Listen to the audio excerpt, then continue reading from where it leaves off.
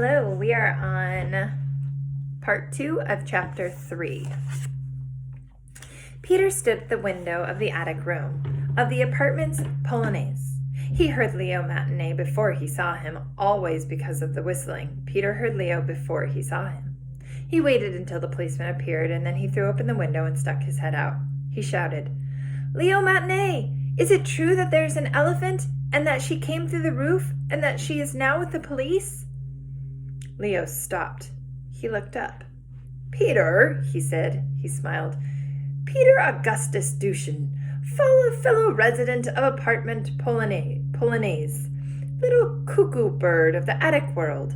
There is indeed an elephant, it is true. And it is true also that she is in the custody of the police. The elephant is imprisoned." "Where?" said Peter. "I cannot say," said Leo Matinee. "I cannot say because I am afraid that I do not know. They are keeping it in the strictest possible secret. You see, with elephants being such dangerous and provoking criminals." "Close the window," called Vilna Lutz from his bed. "It is winter, and it is cold." It was winter, true, and true also it was quite cold. But even in the summertime, Vilna Lutz, when he was in the gripes of his strange fever, would complain of the cold and demand that the window be shut. "Thank you," said Peter to Leo Matinee. He closed the window and turned and faced the old man. "What were you speaking of?" said Vilna Lutz. "What manner of nonsense were you shouting from the window?" "An elephant, sir," said Peter. "It is true. Leo Matinee says that it is true. An elephant has arrived. An elephant is here." "Elephants," said Vilna Lutz. "Pooh! Imaginary beasts. Denizens of imaginary beasteries. Demons from who knows where." He fell back against the pillow, exhausted by his diatribe, and then jerked suddenly upright again. "Hark! Do I hear the crack of muskets? The boom of cannons?" "No, sir," said Peter, "you do not." "Demons, elephants, imaginary beasts." "Not imaginary," said Peter. "Real. This elephant is real. Leo Matinee is an officer of the law, and he says that it is so." "Pooh," said Vilna Lutz. "I say pooh to the mustachioed officer of the law and his imagined creature." He lay back against the pillow. He turned his head first to one side and then to the other.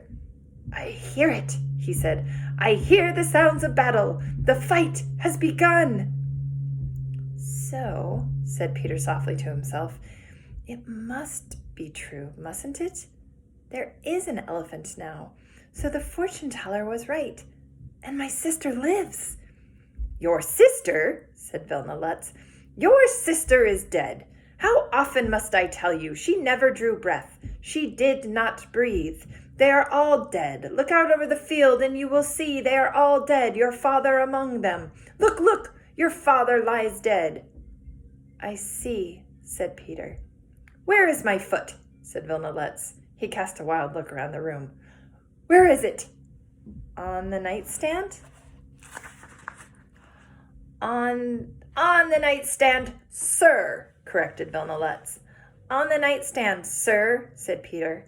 "There," said the old soldier. He picked up the foot. There, old friend." He gave the wooden foot a loving pat, and then he let his head sink back on the pillow. He pulled the blankets up under his chin. "Soon," he said, "soon I will put on the foot, Private Dushin, and we will practice maneuvers, you and I. We will make a great soldier out of you yet. You will become a man like your father. You will become like him, a soldier brave and true." Peter turned away from Vilna Lutz and looked out the window at the darkening world. Downstairs, far below, a door slammed, and then another. He heard the muffled sound of laughter and knew that Leo Matinee was being welcomed home by his wife. What was it like, Peter wondered, to have someone who knew you would always return and who welcomed you with open arms? He remembered being in a garden at dusk. The sky was purple and the lamps had been lit, and Peter was small. His father picked him up and tossed him high and then caught him over and over again. Peter's mother was there, too. She was wearing a white dress that glowed bright in the purple dusk, and her stomach was large like a balloon. "Don't drop him," said Peter's mother to his father. "Don't you dare drop him." She was laughing. "I will not," said his father. "I could not, for he is Peter Augustus Dushan, and he will always return to me." Again and again Peter's father threw him up in the air, again and again. Peter felt himself suspended in nothingness for a moment, just a moment, and then he was pulled back, returned to the sweetness of the earth and the warmth of his father's awaiting arms. "See," said his father to his mother, "do you see how he always comes back to me?" It was full dark now in the attic room of the apartment Polonaise. The old soldier tossed from side to side in the bed. "Close the window," he said. "It is winter, and it is cold." The garden that held Peter's father and mother seemed far away, so far that he could almost believe that the memory, the garden, had existed in another world entirely. But if the fortune-teller was to be believed, and she must be believed, she must. The elephant knew the way to that garden. She could lead him there. "Please," said Vilna Lutz, "the window must be closed. It is so cold.